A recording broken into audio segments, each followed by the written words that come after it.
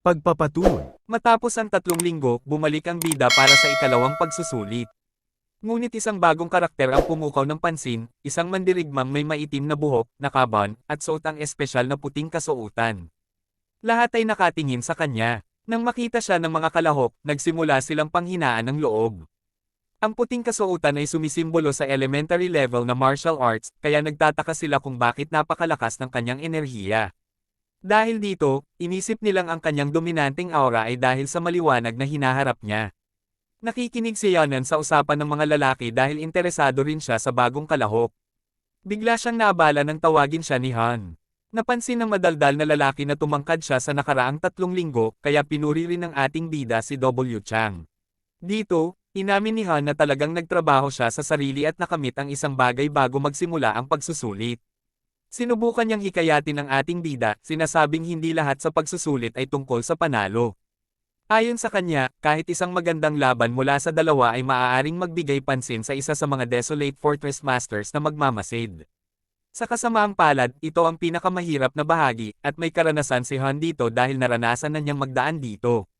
Nagulat ang ating bida nang marinig na maaari pa ring mab-go sa pagsusulit kahit na nanalo sa laban. Inamin ng madaldal na kaibigan na totoo nga ito at ipinaliwanag na ang mga supervisor ay magkakaroon ng mas mataas na pamantayan ngayon dahil ang White Kiln ay makikilahok din sa Desolate Fortress Trial para sa araw na iyon. Ang pangalan ay pamilyar sa ating bida at agad niyang naalala ang isang tao na tinatawag na White Kiln mula sa Naman. Kinumpirma ni Hian na siya ang kalaban nila ngayon. Pagkatapos, tinawag si Yanan at ang kanyang unang kalaban, at bumagsak ang puso ni Yan. Sa sandaling iyon, labis na nag-aalala si Yanan para sa kanyang bagong kaibigan, ngunit matapang na sumagot ang ating bida sa tawag, umaasang makikita niya si Hian muli sa Desolate Fortress. Pumunta sa entablado ang ating bayani kasama ang kanyang nakakatakot na kalaban, ngunit wala siyang ipinapakitang emosyon. Tinutok ni Yanan ang kanyang isipan at handa na upang labanan ang matinding kalaban na ito. Sinubukan ng kalaban na takutin siya, ngunit hindi pinansin ni Yanan ang lahat ng mga pang-iinsulto. Nagsimula ang laban at ang kalaban ay humalaklak ng malupit, tinatawag ang bata na isang nawawalang gamo-gamo na nahihirapan sa kawalan ng pag-asa. Ngunit syempre, nanatiling tahimik si Yanan. Patuloy ang kalaban sa pambabatikos, kaya, nagdesisyon ng ating bayani na pitikimin siya ng isang hindi inaasahang suntok sa mukha na nagpatanggal ng mga ngipin niya sa isang swing. Pinatulog ni Yanan ang lalaki at nanalo sa kanyang unang laban sa ilang segundo. Ang batang bayani ay nanunood ng malamig habang ang biktima ay hinihila palayo.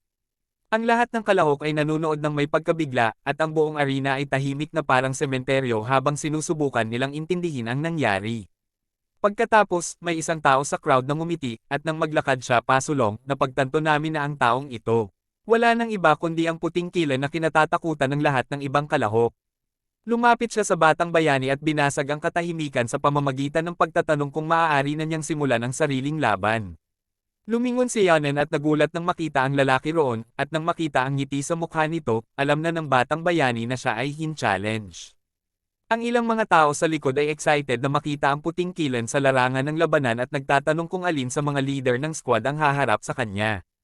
Maliwanag na mas malakas siya kaysa sa kanila, at hindi sila maghihintay ng iba pa mula sa kanya. Nagulat si Yanan nang marinig na ang lalaking nasa harap niya ay ang kilalang kilabot na Nun Hyuan. Habang nakakaramdam ng kaunting kaba, nagtataka ang mga manunood kung makikita ba nila ang Boundless Heaven technique ngayon. Sinuri ng batang bayani ang puting kiln at naisip na ang lalaki ay halos 5 taon na mas matanda sa kanya. Gayunpaman, hindi mukhang nasa level si Nun na hindi niya kayang abutin, salamat sa Young Family Martial Technique. Mas malakas ang pangangatawan ni Yanan kaysa kay Nun, pero inamin din niya mas angat si Nun sa ibang aspeto. Matapos suriin ng bahagya, ipinakilala ng puting kiln ang sarili at ibinunyag na siya ay pangunahing nagsanay sa Boundless Heaven Technique at Infinite Steps. Matapos ang pagpapakilala, hinugot ni Namo ang kanyang espada at naghanda para sa laban, ngunit nagulat siya nang makita si Yanan na nakatayo lamang, ang espada nito ay nasa kaluban pa rin. Nagtaka siya kung hindi gagamitin ng bata ang kanyang espada, kaya't nilinaw ng ating bayani ang pagdududa sa pamamagitan ng paghugot ng kanyang espada at pagkuha ng isang posisyon sa laban. Ipinakita ng bata ang kanyang espada na nagpapahayag na ang pangunahing layunin ng kanyang kamakailang pagsasanay ay hindi inaasahan ang taktika niya, balak niyang gamitin ang isang hindi inaasahang pangunahing atake sa gitna ng isang di mayulang ritmo. Kung magagawa niya ito, magugulat niya si Nong. Sa puntong ito, parehong nasa battle mode na ang dalawang espada, kaya nagsimula na ang laban at sabay silang sumugod. Ang batang bayani ay umatake gamit ang isang malakas na swing, ngunit sa sandaling magtagpo ang kanilang mga espada, nabali ito sa dalawa.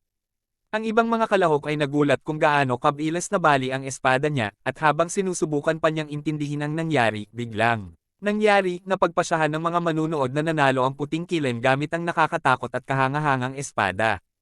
Ang dalawang lalaki mula kanina ay nagulat, ngunit biglang tiningnan ng puting kilin ang kanyang espada at inanunsyo na natalo siya. Naguluhan si Yanan, tulad ng lahat ng iba pa, nang marinig ito. Biglang nag-usap ang dalawang magkaibigan tungkol sa ating bayani, iniisip na ang espada niya ay nakakakilabot at kahanga-hanga, ngunit nagtaka rin sila kung kayanan niyang gumamit ng tunay na enerhiya sa kanyang mga teknik. Sa puntong ito, naalala nila ang tungkol sa isang makapangyarihang martial artist sa Henan na kinatatakutan. Maaaring maging ganoon siya. Biglang tinawag ng isa sa mga tagapamahala si Yanan at tinanong kung siya ba talaga ay mula sa Yang family. Nang kumpirmahin ito ng ating bayani, inutusan siyang pumunta sa isang hardin sa labas upang maghintay bago umalis. Inamin ng bata na gusto niyang makipaglaban muli kay nung balang araw, at sinabi ng puting kilin na inaasahan niya rin ito. Pagdating ng ating bayani sa hardin, nakilala niya ang ibang mga kalahok na pumasa sa ikalawang pagsusulit. Nagulat sila na may isang napakabata ang nakapasa at inamin nilang inaasahan nilang sinong ang unang makapasok. Sa puntong ito, tuluyan nating naintindihan ang nangyari sa laban. Alam ni Yana na hindi niya matatalo ang puting kilin sa isang laban, kaya sinimulan niya ito gamit ang pinakamatinding anyo ng delightful sword na alam niya. Ngunit pinununinong ng tunay na enerhiya ang kanyang espada, dahilan kung bakit nabali ang espada ng ating bayani. Inamin ni Yana na isang pagkakamali sa kanyang panig ang kumilos ng padalos-dalos, ngunit ang pag-amin ng puting kilin ng pagkatalo ay nagpatunay kay Yanan sa kadakilaan ng isang kilalang pamilya. Ang Yang clan ay isang third-rate, isang branch clan sa Zenai County, kaya walang nagturo kay Yanan kung paano gamitin ang ganitong kasanayan. Gayunpaman, ngayon ay alam na niya kung kailan ito gagamitin. Napagtanto niyang hindi ito kasing simple ng paglalagay ng enerhiya sa espada, ngayon, nauunawaan na niyang maaaring gamitin ang tunay na enerhiya upang maging isa sa espada. Habang iniisip niya ang lahat ng ito, kumilos siya, at nagsimulang magpakita ang kapangyarihan. Ang mga nakapaligid sa kanya ay nagulat nang makita ang isang napakabatang tao na gumagamit ng sword resonation, isang teknik na karaniwang imposible. Nagsimulang maramdaman ni Yana na nagkakaisa ang kanyang espada at katawan, kaya napagtanto niyang ang sensasyong ito ay dahil sa body sword unification.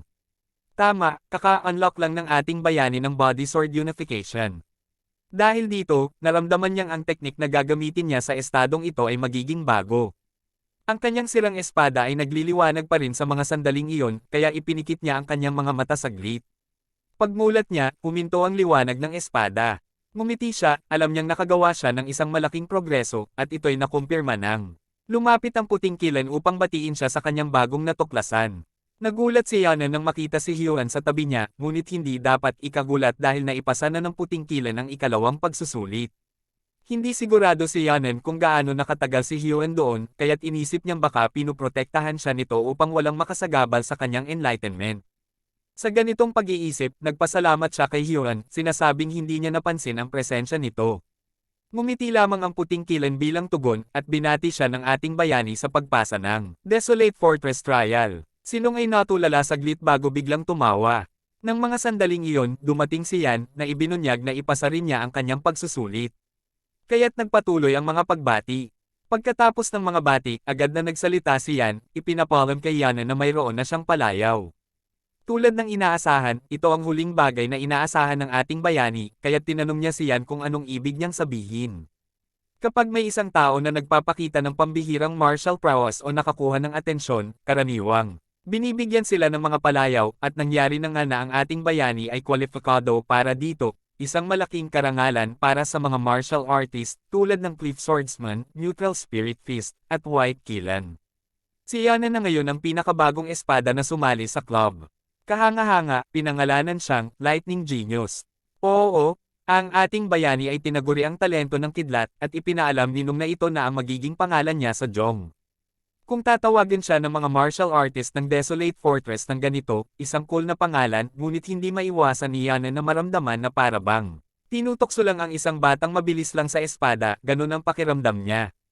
Ngunit pinaalalahanan siya ni nung nahigit pa siya sa pagiging mabilis lang sa laban. Lightning Genius Yongyanan, isang pangalan na hindi sana niya inisip noong ginagawa niya ang horse stance sa Yang Manor, ngunit heto siya ngayon, tinatawag ng mga posibleng martial artists ng Desolate Fortress. Ang eksena ay lumipat at nagpatuloy ang kwento sa araw ng huling pagsubok. Lahat ng nakapasa ay opisyal na magiging bahagi ng Desolate Fortress at ang mga excited.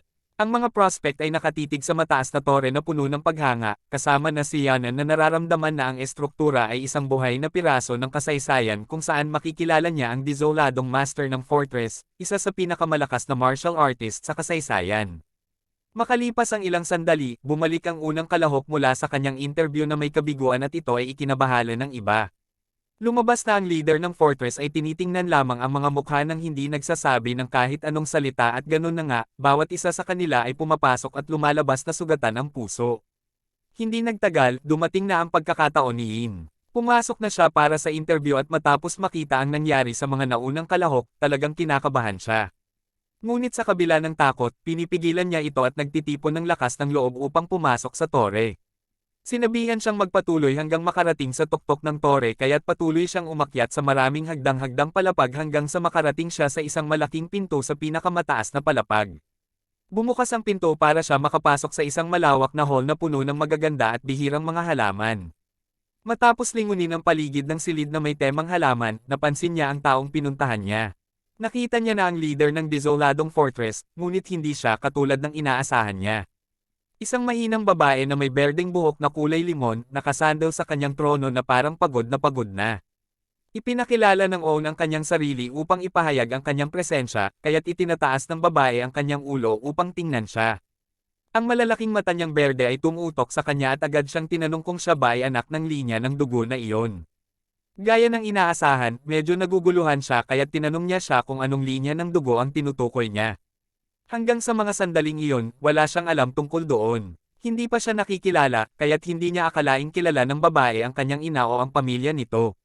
Nang makita ng leader ng fortress ang itsura sa kanyang mukha, alam na niya na alam ng binata ang ibig niyang sabihin, kaya't tinawag niya itong matapang dahil sa pagpapakita ng kawalan ng kaalaman. Dito, na-realize ng binata na hindi na siya makakapagpanggap, kaya't inamin na niya na siya ang apo ng dating leader ng Divine Sword Squad. Bilang tugon, sinabi ng babae na malapit nang maging bahagi ng Elder Council ang kanyang lolo, at sinabing matigas ang ulo ng matandang lalaki. Sinusuri pa ng leader ng fortress ang binata at ipinaaabot sa kanya na may sugat siya, ngunit simpleng sinabi ng binata na wala itong dapat ipag-alala, para sa kanya, ito ay mga simpleng bagay sa pamilya. Ngunit iginiit ng babae na hindi ito ganun sa kanya. Ang mga sugat ay natatakpan lamang ng kanyang sinanay na katawan, at gamit ang kanyang matalim na pandama, ipinagpapalagay niyang marahil ay nasa 15 taon lamang ang edad ng binata. Kahit na nag-aalala siya, inamin niyang hindi nararapat na magkomento ang isang tagalabas tungkol sa sugat dahil ang mga usapin ng Ain ay kailangang ayusin. Nang marinig ito, ang binata. Magalang na nag-alok ng paumanhin ang binata. Ramdam ni Yanan ang matayog na aura na taglay ng babae, isang tao na may ganap na lakas, ngunit pakiramdam niya ay hiwalay ito sa kanyang pakikialam sa mga usapin ng kanyang pamilya. Biglang tumayo ang Desolate Fortress Lord at inihayag na gusto siya nito. Nakakainteres sa kanya na hindi ito nagbabaw sa kahit sino, kahit na dumaan siya sa tore na may layunin mula sa kanya. Nang marinig ang mga salitang ito, nagsimulang magduda si Yanan na parang binabasa ng babae ang kanyang isipan, natatakot siya na baka alam na nito ang tungkol sa kanyang. Ang upper meridian at ang Boakia point niya ay nananatiling abnormally wide open, at sa puntong ito, nararamdaman niyang wala ng saysay na manahimik tungkol dito, kaya't nagdesisyon siyang tanungin siya ng diretso, na parang wala na siyang mawawala. Tinanong niya siya kung may pagkakataon bang mabuhay siya kung kakainin niya ang prutas ng World Tree. Bilang tugon, inamin ng babae na hindi ganap na tama ang mga impormasyon tungkol sa puno, ngunit sinabi rin niyang oo, na posible para sa kanya na makuha ang nais niya. Ang binata ay malamang na nagpaparty sa isip niya, natutuwa siyang tama siya tungkol sa.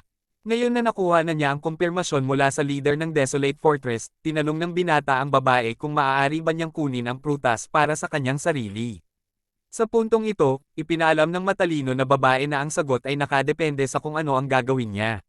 Nang marinig ito, sinabi ni Yanan na sapat na ang mga kondisyon para sa kanya, at sa unang pagkakataon, nagbow siya sa babae bilang tanda ng paggalang habang nagpapasalamat. Bigla niyang naalala na dumaan siya para sa isang interview, kaya't tinanong niya ang Fortress Lord kung ang mga ito ba ay sapat na para maging. Ngayon, bilang tugon, ninitian siya ng babae at kinumpirma na isa na siya sa kanila.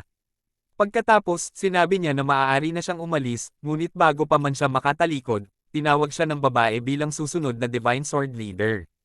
Hindi alam ni Yanen kung anong sasabihin, kaya't nanatili siyang tahimik, at nagpalitan sila ng mga tingin na may kabaturan bago siya lumingon at nagtakda ng pag-alis. Habang palabas, nag-iisip siya tungkol sa tawag sa kanya ng babae, nagtataka kung tinutokso lang siya o kung talagang nakikita niya ang potensyal sa kanya. Iniisip niyang mabuti ito habang naglalakad palabas. Abangan